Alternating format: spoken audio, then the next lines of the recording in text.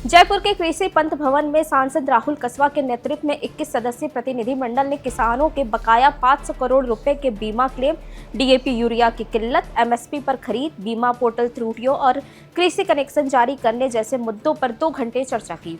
बैठक में कैबिनेट मंत्री अविनाश गहलोत और विभागीय अधिकारी भी मौजूद रहे। इससे पहले पुलिस ने जयपुर जा रहे ट्रैक्टर मार्च को रतनपुरा के पास रोक दिया था। वार्ता के बाद प्रतिनिधिमंडल ने कृषि मंत्री का आभार जताया। मंत्री डॉक्टर किरोड़ी लाल मीणा ने सभी मांगों पर चरणबद्ध कार्रवाई का आश्वासन दिया और केंद्र को रिपोर्ट भेजने की बात कही। चूरू जिले के किसान और चूरू जिले के जनप्रतिनिधि यहाँ उपस्थित हैं। 2021 में चूरू जिले के किसानों का 500 करोड़ का बीमा क्लेम था, जो किसान को आज तक नहीं मिला।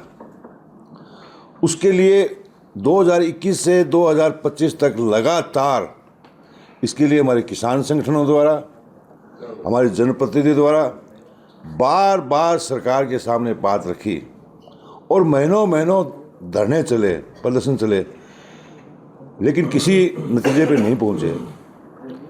और अभी हमें मालूम चला कि ये बीमा जो है वो कैंसिल कर दिया। तो हम सब चूरू जिले के लोग, किसान लोग, ये फैसला किया कि हम एक शानदार ट्रैक्टर रैली लेकर के और राजस्थान सरकार के पास जाएंगे, बहुत शांति से जाएंगे और सबका सहयोग करते हुए जाएंगे, किसी को किसी प्रकार की परेशानी नहीं रहने देंगे। लेकिन रास्ते में हमको रोक दिया गया और हमको प्रशासन द्वारा ये कहा गया कि भी आप सरकार के पास जाना चाहते हैं तो हम सरकार से बात करके आपकी वार्ता फिक्स करा देते हैं। तो हम तो वार्ता करने के लिए यहाँ आ रहे थे, तो रोका और फिर जो है यहाँ से हमारे राजस्थान सरकार के मंत्री, कृषि मंत्री जी के यहाँ से, मुख्यमंत्री जी के यहाँ से संदेश आया कि आज ही आपकी वार्ता होगी। और हम लोग जो है वहाँ से तुरंत रवाना होकर के और यहाँ पहुँचे। और जिस प्रकार से यहाँ जो वार्ता हुई है, ये बहुत शानदार वार्ता हुई है, बहुत शानदार वार्ता हुई है। और मैं मंत्री जी को, राजस्थान सरकार को धन्यवाद देना चाहता हूँ कि किसानों की इस ज्वलंत और संवेदनशील मांग को इन्होंने बहुत रचनात्मक ढंग से, बहुत ही पारदर्शिता के साथ, बहुत ही समझ के साथ जो है हमारी वार्ता हुई है। मैं मंत्री जी को, सरकार को और मुख्यमंत्री जी को बहुत बहुत धन्यवाद देना चाहता हूँ। जो 21, 22, 23 में नहीं हुई ऐसी सुनवाई नहीं, वो धन्यवाद में सब कुछ आ गया। मैं ये कहना चाहता हूँ, जो मैंने महसूस किया है, मैं तीनों लोकसभा, राज्यसभा और विधानसभा में बहुत लंबे समय से काम कर रहा हूँ और जिस प्रकार की आज जो वार्ता हुई है वो शायद मेरे पॉलिटिकल जीवन की यादगार यात्रा रहेगी, यादगार मीटिंग रहेगी। और मैं समझता हूँ कि सरकार इस वार्ता को सार्थक रूप में लेकर के और किसान को 500 करोड़ रुपए का देने का काम करेंगे। सही मायने में तो उस दिन हम लोग हजारों लोग आकर के यहाँ सरकार के पक्ष में ताली बजाएंगे, ऐसा उम्मीद करते हैं। धन्यवाद।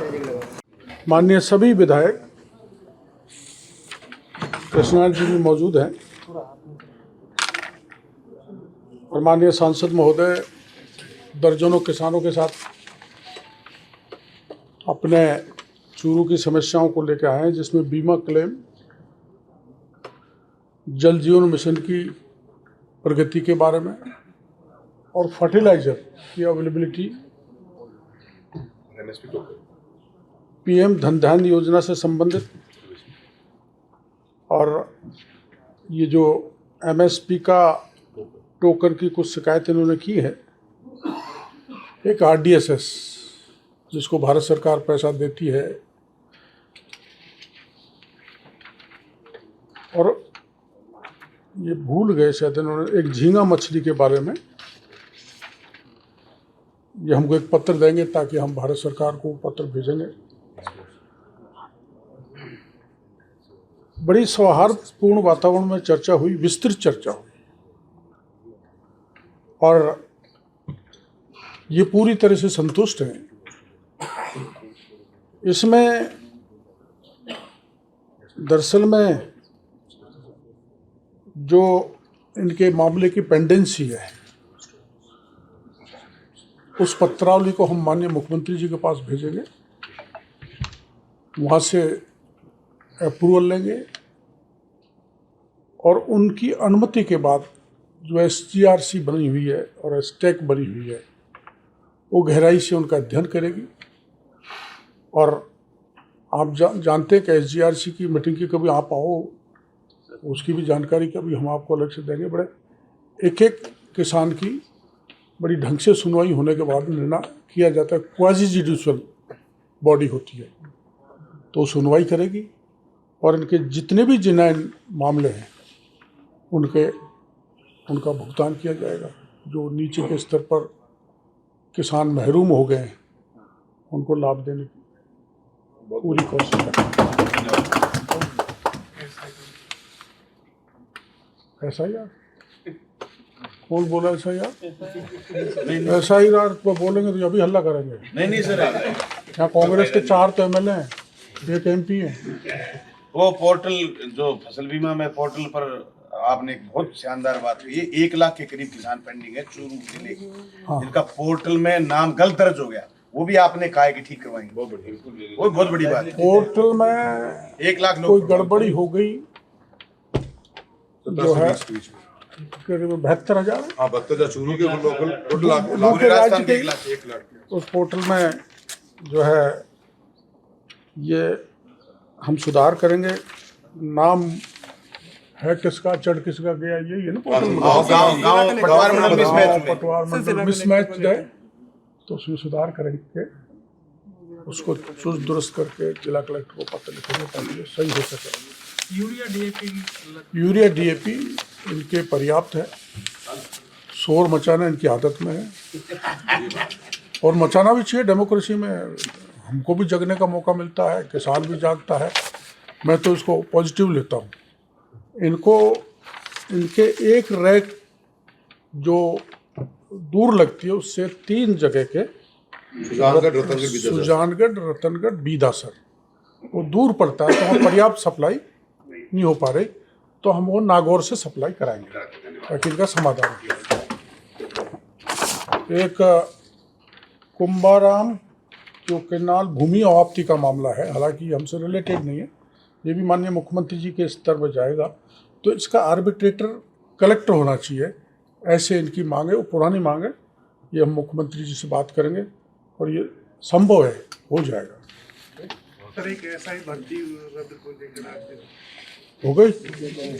एकल पीठ के फैसले के खिलाफ चुनौती दी सरकार ने डिवीजन बेंच में पेश की जो अपील है, तो कि भर्ती जो है रद्द नहीं होनी चाहिए। वो बेडम साहब से बात करना, मैं उसका मंत्री नहीं हूँ। आप लगातार उस पर आंदोलन करते हैं। वो गया जमाना, फसल की चल रही है, जमाना पुराना था, वो गहलोत साहब का जमाना था। फसल आपकी इधर डेडलाइन दी गई कि कितने समय में आपकी इन मांगों को, कौन कौन सी प्रमुख मांगों को पूरा किया जाएगा, क्योंकि पूरा टेक्निकल तरीके से। देखिए जी, क्या हमारी कोई फाइनेंशियल ओरिएंटेड डिमांड तो हमारी थी नहीं। हमारे टेक्निकल डिमांड्स हैं। एक खरीफ 2021 का क्लेम का इशू जिसको हम बहुत टाइम से लड़ रहे थे, उसमें इसी सरकार ने 29 फरवरी 2024 को हमारे पक्ष में, किसान के पक्ष में फैसला लेते हुए हमारा 500 करोड़ का क्लेम जो पेंडिंग था उसको पास कर दिया था। अब उसके बाद में 1 साल बाद में 18/8/2025 को दोबारा से एक टेक्निकल कमेटी बैठी। बीमा कंपनी ने शिकायत दर्ज कराई भारत सरकार को, उसके ऊपर कमेटी बिठा के फैसला लेके हमारा 2024 के फैसले को निरस्त कर दिया। उससे किसानों को डायरेक्ट 500 करोड़ रुपए का लॉस हुआ है। हम इस मुद्दे को लेकर ही ट्रैक्टर मार्च करके आना चाहते थे और इसी मुद्दे के लिए हम आए हैं। जिला प्रशासन ने हमें रोका और हमारी व्यवस्था करी। मैं धन्यवाद देना चाहता हूं कि ये बड़ी हेल्दी डिस्कशन हुई है और बड़ी डिटेल डिस्कशन हुई है और हमने अच्छा टाइम स्पेंड किया और हमने सभी बातों पे तथ्य बात करी है। और मंत्री महोदय की इंटरवेंशन के बाद में डिपार्टमेंट ने ये माना है कि दोबारा से हम स्टैक बिठाने की बात करेंगे और जो हमारे पटवार में जो हमारे को 500 करोड़ का क्लेम जो वंचित रह गया था उसको स्टेप बाय स्टेप आइडेंटिफाई करके उसको चेक करेंगे और उसके बाद में हमारे एक रास्ता खुल गया है।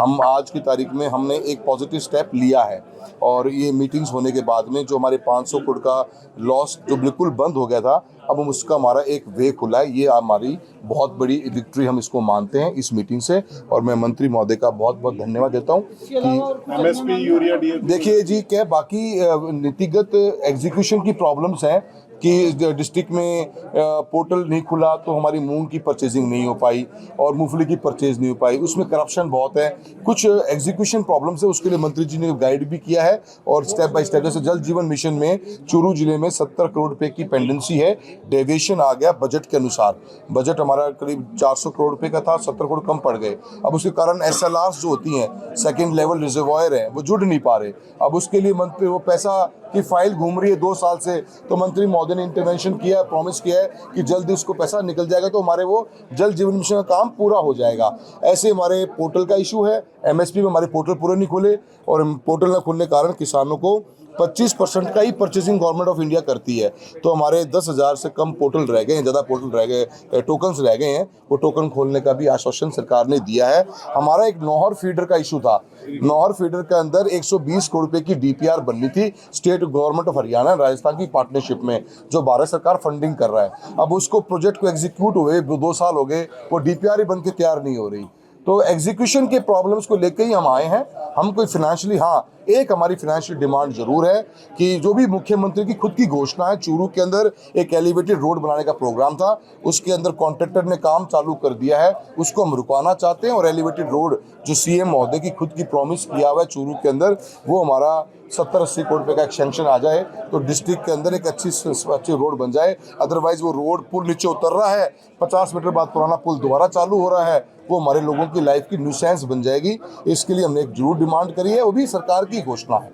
तो कुल मिला के हम मंत्री महोदय का धन्यवाद करते हैं और हम ये मानते हैं कि बड़ी हेल्दी एक मीटिंग हमारी हुई है और सरकार को जो डिस्ट्रिक्ट लेवल के ऊपर ऐसी प्रॉब्लम्स कहीं आती हैं उसके लिए बार बार कोशिश करके ऐसी मीटिंग्स बुलानी चाहिए। हमारे सभी सीनियर लीडर्स, आदरणीय बुढ़ानिया जी, हमारे मनोज मेघवाल सुजानगढ़ के MLA साहब, पोसाराम गोदारा जी, रफीक मंडेलिया जी हमारे चूरू से आए हैं और कृष्णा पूनिया जी, सभी लोगों ने हमारे जिला अध्यक्ष महोदय के सब साथ आए हैं और हमने किसान के हमारे 21 किसानों के संगठन की टीम भी साथ आई है। हमने बड़ी उम्मीद के साथ हम आए थे और हम नाउम्मीद नहीं हुए हैं। हमारी उम्मीद के ऊपर मंत्री महोदय ने बड़ा हमारा सहयोग किया है। दोबारा जरूरत नहीं पड़ेगी कि मुझे लगता है किरोड़ी लाल जी मीना साहब की जुबान है, दोबारा आना नहीं पड़ेगा। मुझे मालूम है वो जुबान से हमारा काम हो जाएगा।